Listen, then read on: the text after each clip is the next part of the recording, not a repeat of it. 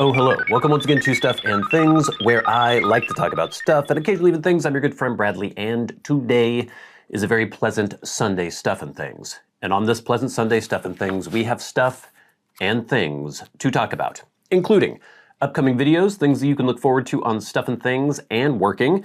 We're going to talk about a new Instagram account I have started for my photography. I'd love it if you guys would follow that account if you're on Instagram. We're gonna have a question from a viewer basically contrasting tinned blends versus bulk blends, and are there benefits or drawbacks for either? We'll get into that. And then of course we will have your questions, comments, and feedback in hashtag askstuffandthings. So let's get into it. All right, so what can you look forward to on Stuff and Things and working in the coming weeks? Well, this week, I'm going to be doing a video, just a little overview video of this, my beautiful new old film camera. This is a Nikon FE, produced from 1978 to 1982, I think. And this was a birthday gift from Diamond, and I love it. I've put 1.5 rolls through it so far. The first roll was color. I got that first roll back. There's some okay photos there. I definitely need to get a little bit better at my snap focusing and zone focusing and all that good stuff, but it seems like the camera's working perfectly, good exposures and all that stuff. So I'm really excited about this camera, and I think the video will be cool and informative for you. That will be posting this week. The week after that, we will be doing the first impressions video for this Capstan Gold Navy Cut. An interesting oversight, a blend that I would have thought I had done years and years ago, but I just never did for some reason. So we're going to be doing that the week after next, or no. First the camera, then Capstan the following week. The week after that, exciting, I will be opening the box for my brand new custom NYX Pullman engineer boots. Not sure how they're gonna fit, not sure about a lot of things about these boots, but we shall see. You'll be seeing it with me as I open the box for the first time. They should be here by then, and I try them on and see how they work. Then on working, we have episode 22. It will be stripping a foundation. It'll be that giant foundation that we poured in episode 21, which you should definitely check out if you haven't checked that out yet. And I'll just show you the whole process of stripping this giant foundation. A lot of drudgery involved, but some interesting stuff as well. So many things coming up on the channels, so please stay tuned and check them all out. But now, gang, we have a question from our good friend at Federico. Okay, let's see if I can do this right. Federico Uslengi? Maybe? Federico says, "Hi, Bradley. I understand that tinned tea is a good option when it comes to show it on video, but this got me wondering, do you have some thoughts to share regarding tinned versus bulk tea? Thanks in advance, keep those reviews coming. Cheers, Federico." I do have some thoughts. I don't have extensive experience with bulk blends, and the reason for that is because when I have purchased bulk blends in the past, I haven't liked them as much as their tinned counterparts. Now bear in mind, this is a small sample size, but this is mostly purchasing bulk Dunhill blends back when there were Dunhill blends. Now there are Peterson blends, or rebranded Peterson Dunhill blends. You all know the story if you've been around for a while.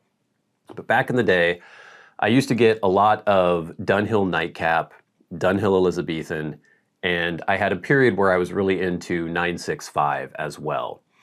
And I always thought, oh, you know, save some money, let's get some bulk versions of these blends. I got bulk Nightcap and bulk 965. I don't think I ever got bulk Elizabethan, but I could be wrong about that.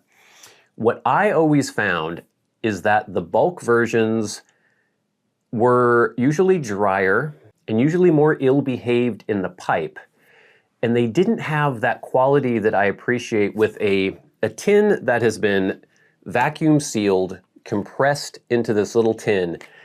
When you want to put this aside and let it age, it's kind of perfect for that. Now, some people will debate between, you know, having something in a sealed jar where there's a little air in there, there's aerobic and anaerobic aging and all these different things.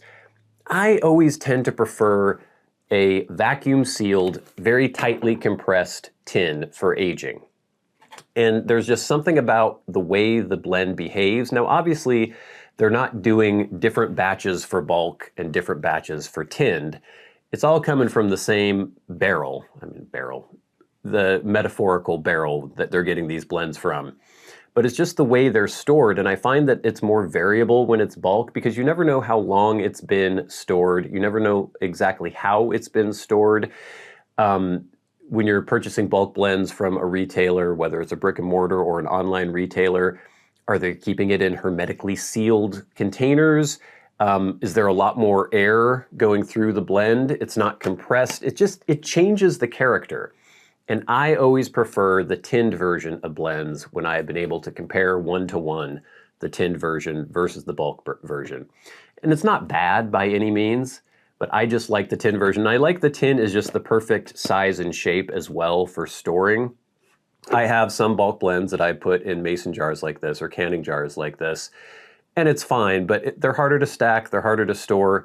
These are just so perfect. Obviously, this is a square tin. Usually you have round tins. Square tins are even easier, but the round ones, you know, they're relatively thin. They're relatively easy to stack, and you can put them aside, and they take less room. Jars like this are a little bit tougher for me. And again, I just like the character of a blend when you crack open a tin for the first time. More often than not, it's going to be more consistent. And when you get a bulk blend, you just don't really know exactly what you're going to be getting, how it's been stored. Is it dry? Is it wet? All that good stuff. So leave your opinions in the comment section below. I would like to know what you think. I guess if it's a blend that is readily available in bulk and the price is significantly less than a tin, I would think it was worth it to get the bulk version more often than not if I had a way of storing it. But typically, I usually go for the tin version. Just my opinion. All right, before we get to hashtag #AskStuffandThings, speaking of photography, you know that I've been into photography for quite a while, particularly lately, and I've wanted to focus more on photography. I've got this film camera now. I'm going to be trying to always have a camera with me, like a dedicated camera. I use my iPhone too sometimes.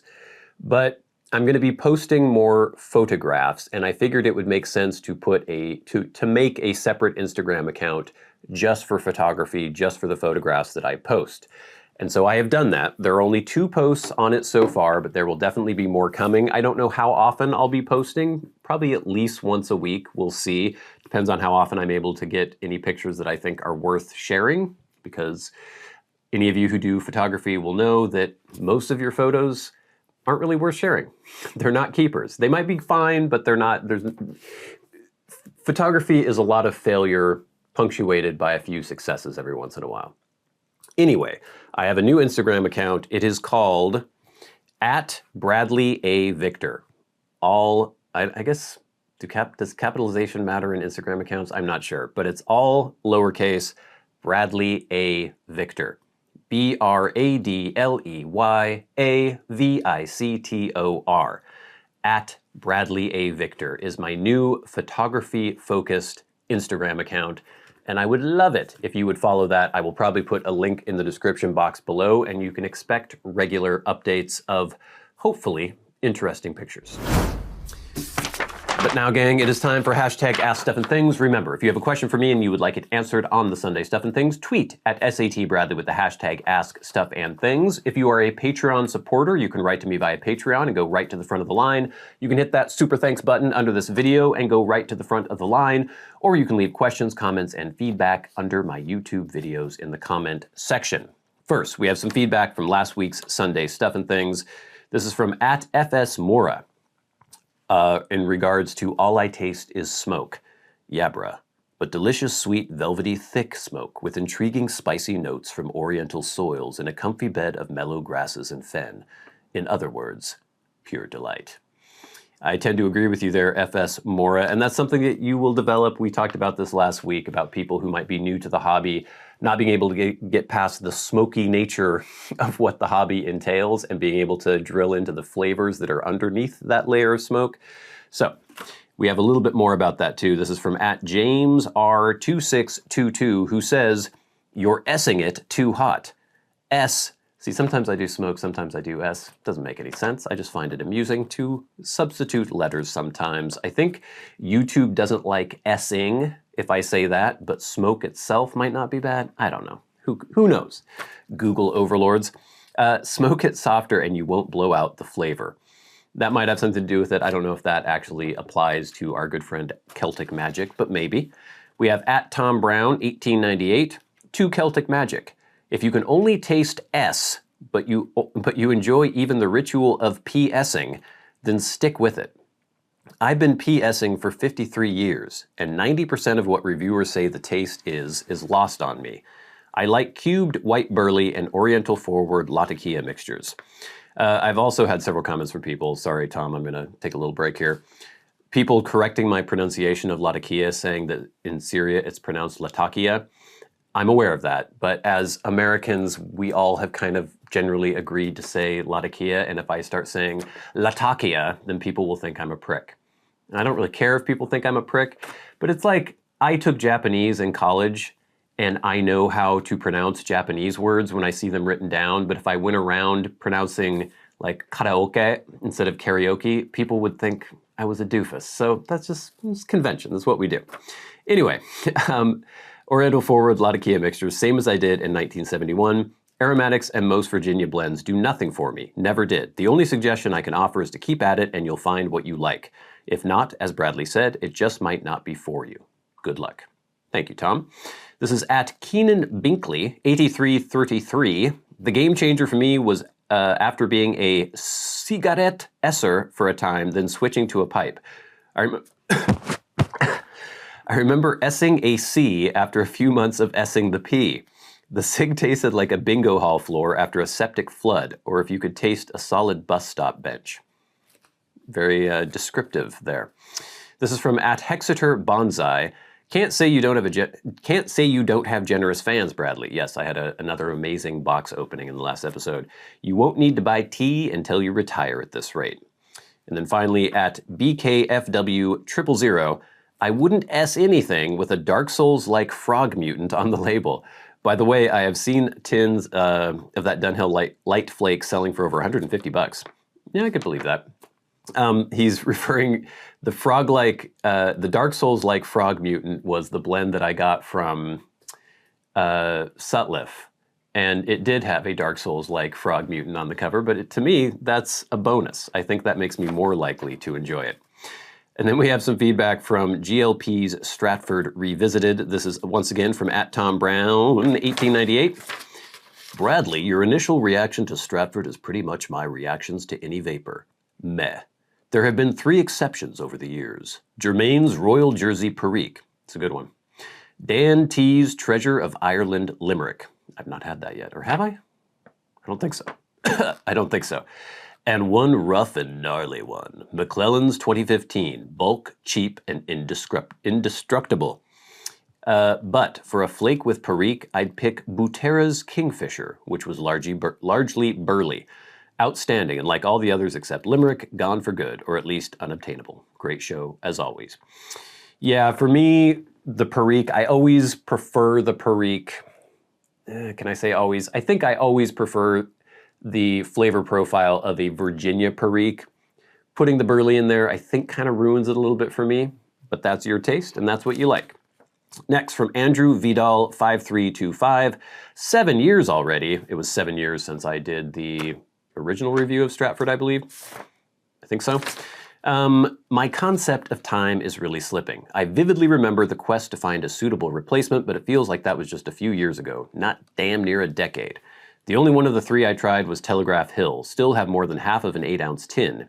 It was pretty good for the first few bowls, but quickly became underwhelming. Might have to rehydrate some of it and give it another go. Yeah, it's been a while since I've had Telegraph Hill as well. I might want to try that again soon. But gang, thank you so much for all the feedback. Keep it coming in. It really helps make the show go. It gives me a good indication of what you guys are enjoying out there, the things that you are latching onto, the subjects that I'm talking about, and then it gives me ideas for new things to talk about as well. So please, on X, on Patreon, and on YouTube, please keep all that feedback coming in. But now, it is time for the very best part of the show, and that is where we are going to thank our Patreon supporters. Remember, If you would like to support the channels on Patreon, there is a link in the description box below. YouTube doesn't let us monetize videos that are explicitly showing things about the pipe hobby. And then also it just helps to pay for the equipment that I use to make these videos, the time that I spend making these videos, things for review, products to show you, all sorts of good stuff.